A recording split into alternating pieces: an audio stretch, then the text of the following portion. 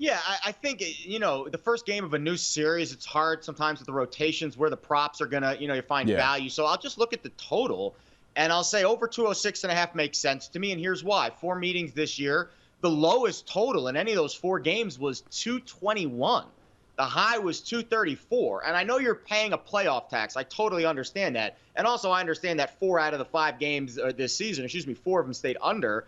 But again, the average total in those games, 221. So I feel like 206.5, maybe a little bit too expensive on this playoff premium that we're paying, where they're jacking these totals down. We saw this get bet up to 208.5. Then it kind of came back down to Yeah. 206.5. So I think I feel comfortable at 206.5.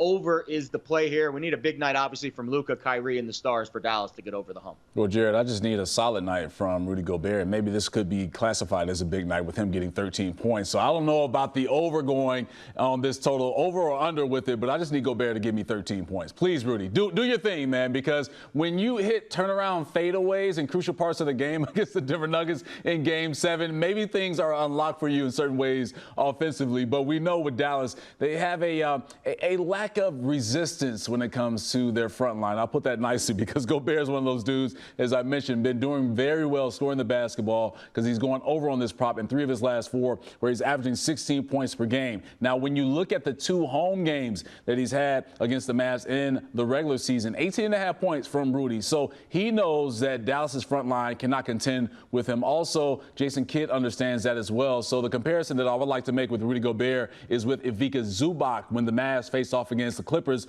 in the first round. We saw Zubac go for 20, 13, and 15 in the Clippers' 3 home games in that series. So I like that comparison with Rudy Gobert, not with Chet Holmgren. So Rudy, go over 12.5 points so I can cash out. B. Evans, where are you going with your money?